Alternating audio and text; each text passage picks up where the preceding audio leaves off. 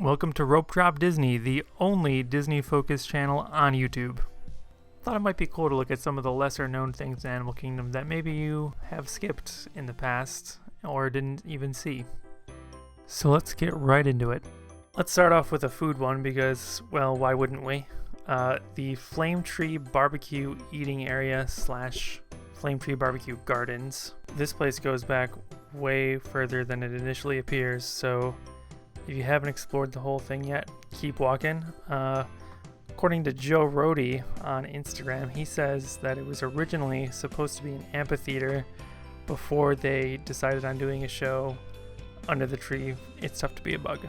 So I guess that left them with an abundance of space and a barbecue restaurant idea, so they built these gardens, and there's little well-themed pavilions everywhere that cover you while you eat. And of course, the main thing about this is that you get a stunning view of the Discovery River Lake. I think that's what it's called. I've never seen an official name for it. I know it's Discovery River, basically where Rivers of Light is. Oh, and quick sidebar, the new Rivers of Light takes an okay show and makes it a flaming pile of garbage. Please avoid. It's one of the most soulless things Disney has ever put out. But anyway, back on track here. That Flame Tree BBQ eating area is stunning, and you'll never see it advertised by Disney anywhere, even though it makes it one of the top quick service locations anywhere in Disney World. It's so weird. In fact, I'm looking at the Disney app right now.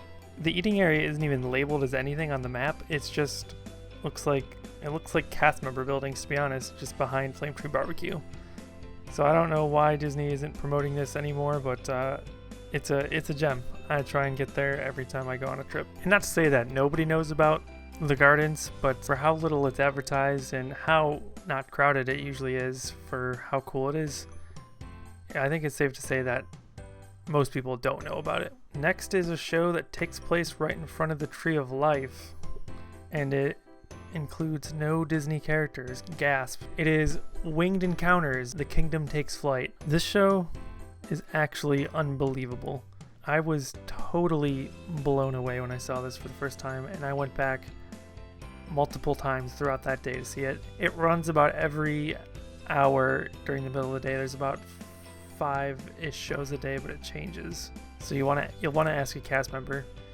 So what it is, Disney has macaws just freely roaming the property, and they send out a call for this show, and they all swoop in to get a little treat in front of the Tree of Life. And I swear they get about 6 inches from the top of your head. They fly over you right in front of the Tree of Life. It is unbelievable. And I don't know anybody who talks about this. I've never heard anybody talk about the show. And it's one of the most amazing things you can see in any Disney park. I love this Winged Encounter so much, and I love that the parrots are flying free. Every show is different. You never know what parrots are going to show up, how many. They don't know.